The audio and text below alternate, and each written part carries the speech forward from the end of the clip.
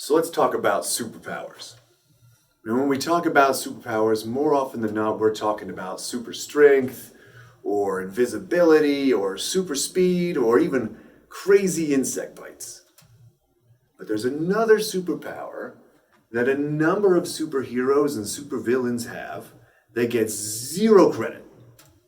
And that's this ability to sense or feel what others are feeling and or thinking. And that's an amazing superpower if you think about it, right? Imagine you're walking down the street and you can feel what others are feeling. Or even you can see someone across the street and feel that. That'd be amazing. What would you do with that superpower? And I ask that because research suggests that you do have that superpower. When I was a kid, when I was real little, I had this heightened sense, almost over-heightened sense, almost oversensitive sense of others' negative emotional states. I would become overwhelmed by them, so much so that I would lose myself in others' negative emotional states, like their sadness or their anger or their fear. And I would do anything to try to move that person into a more positive emotional state. And over time, that became so burdensome that I would start to remove myself from those situations in which I would feel those negative states from others. Discontinue friendships, distance myself from interpersonal interactions, and you can imagine doing that had its own negative side effects. So as I got older, I realized that this sense, this feeling of other states was not going to go away. And I really had to work with it and better understand it. And I have no doubt that that is kind of what led me into my own research on the experience of empathy. And within that whole breadth of research and scholarship and empathy, what you find is a number of concepts that relate to this superpower of sharing the emotional states, right? Emotional sharing, emotional acuity, but there's even a very broad concept called emotional contagion.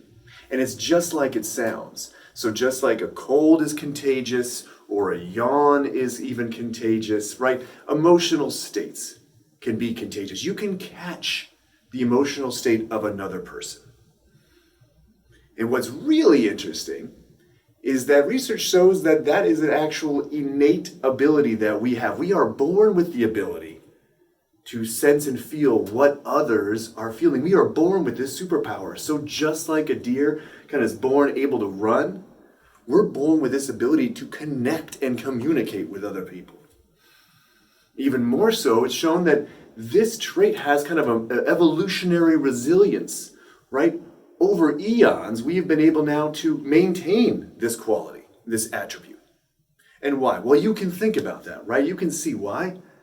Having this ability to sense and feel what others are feeling gives us a glimpse into our neighbor's world. It heightens connectivity. It heightens solidarity. It heightens community. We can communicate with others without explicitly speaking. We can share in something as natural as an emotional state. Now, what do we do with this, right? What do we do with this superpower? Well, we can ignore it. Just like I talked about the idea when I was younger, that I would just kind of maybe push it aside a little bit, try to remove myself from those situations. We can ignore that we have this superpower, right? It takes a heightened level of sensitivity and vulnerability to really engage in that experience, to really acknowledge that it's there.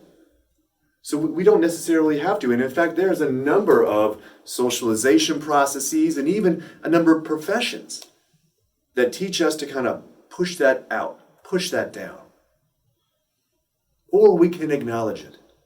We can acknowledge that it's happening. We can acknowledge that we have this superpower, and we can experience that beautiful sensation of feeling another's emotional states, whether it's a positive state or a negative state. It's such an amazing experience. We can also act on it.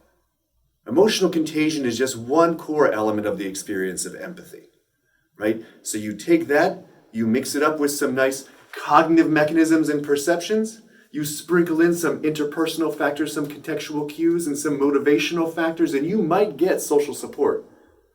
You might get compassion, right? But emotional contagion is a core element of that process.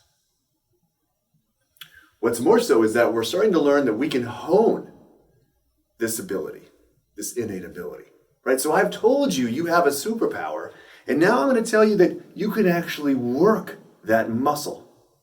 You can work that ability, right? There's a number of programs out there that engage in workouts and exercises related to self and other awareness, communication skills related to listening, presence, right? Understanding and identifying key emotional traits and emotional states. Working out in this way, working out that muscle of emotional contagion in this way will help you hone that superpower.